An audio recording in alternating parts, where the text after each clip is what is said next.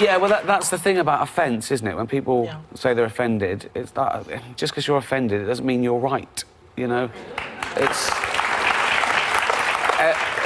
offence is about feelings, and feelings are personal. Some people are offended by equality. So what? You know, so you can't second-guess people. If you try and please everyone, you'll please no one. With comedy as well, I think you've got to deal with taboos and contentious issues, and sometimes you deal in irony, and some people don't get that, but, you know, you can't legislate against stupidity, otherwise you'll be doing nothing, you know, because I'm not doing it for the 200 egos in the room. I'm doing it for the 200 million people watching around who aren't winning awards, who aren't millionaires. And freedom of speech is so important these days. I've reached the age now where I don't care anymore. It's a sin.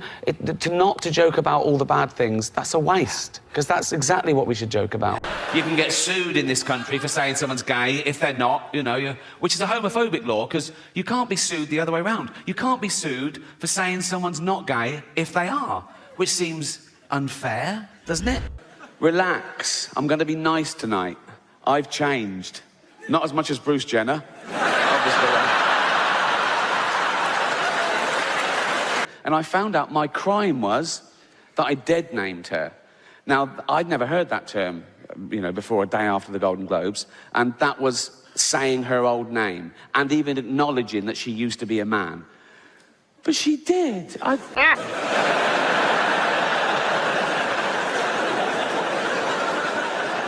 I saw him on the Olympic Games. It was decathlon. It was in everything. He was all over the place.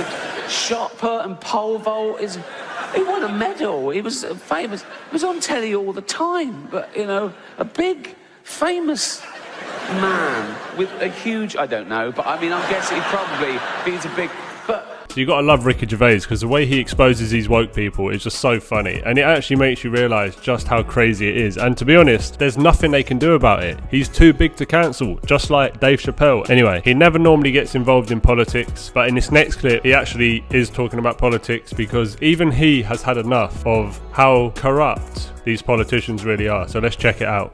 The worst thing is the in charge do what they want, and you know what, I can, you know, I see all these people saying all the parties they were having and what all the stuff they were doing, and people saying, you know, that was the day I couldn't see my mum in hospital, or I couldn't go to my dad's funeral, and because the people in charge, the posh, privileged people in charge, were acting like Charlie Sheen. I mean, really rubbing salt in the wound. And as I say, I don't get political, but they're all shit.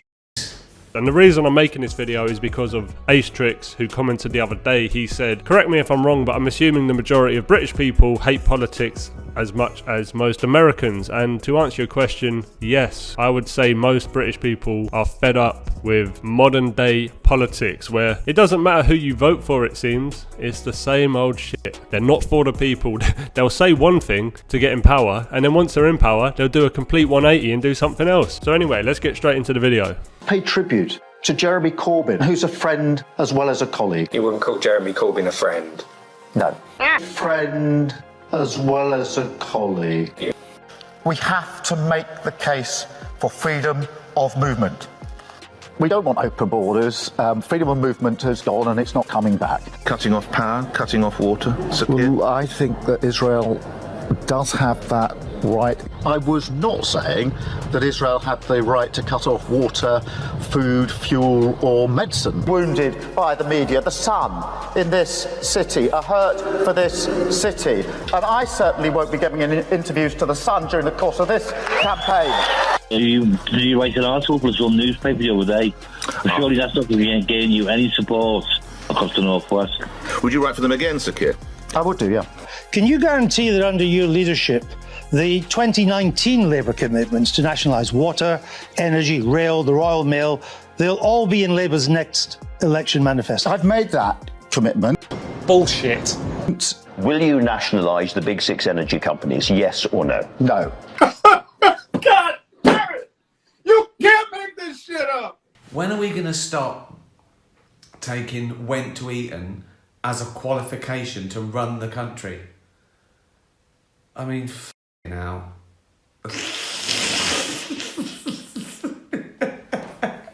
So So that's why I'm doing this as well, because I've noticed all around, you know, there's a lot of annoyance and frustration, totally justified as well.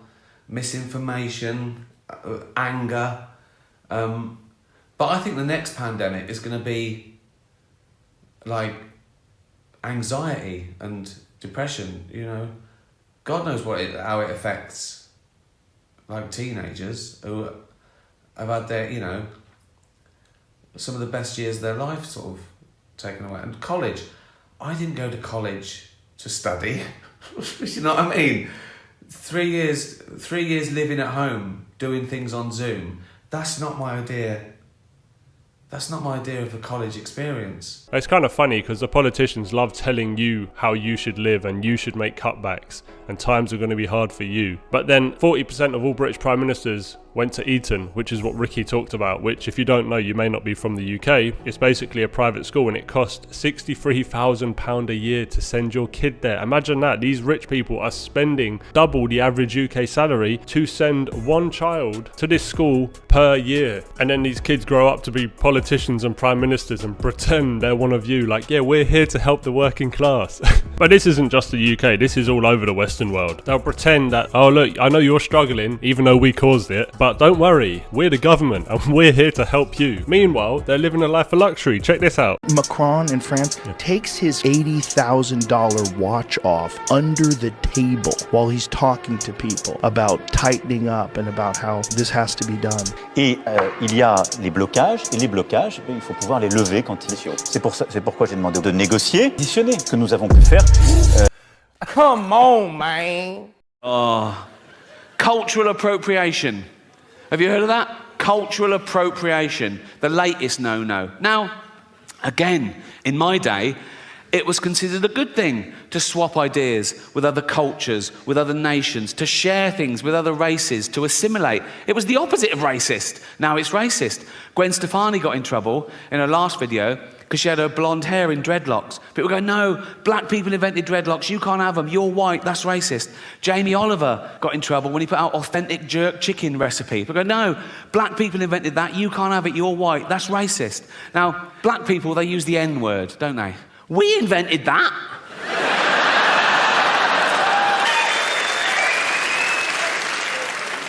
That's the one, isn't it? That's the one.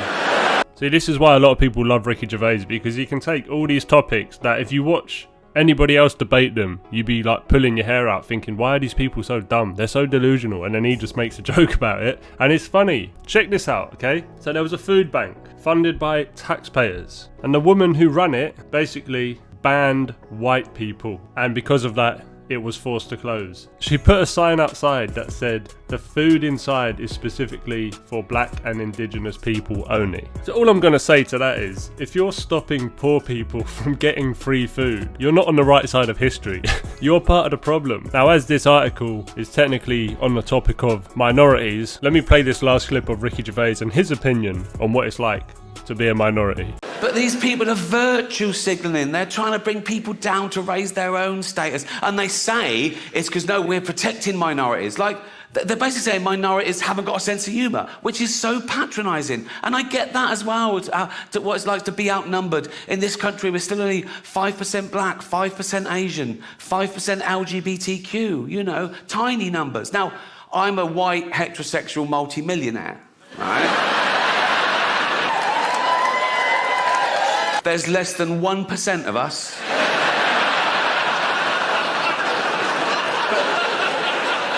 Do I whine? No. Do I don't mind. I just get on with it. Come on, Rick. Come on, Rick. Just keep I'm like Rosa Parks. Do you know what I mean? I'm like... Except I fought for the right to never have to take a seat on a bus. But... Anyway, that's the end of the video. So thanks for watching. Shout out to Ricky Gervais for exposing these woke people in the most genius way possible. Okay, the guy is an absolute legend. I just love the way he exposes these people. It's so funny to me. But anyway, thanks for all the support on this channel. Thanks for watching, and I'll catch you guys on the next one. Peace.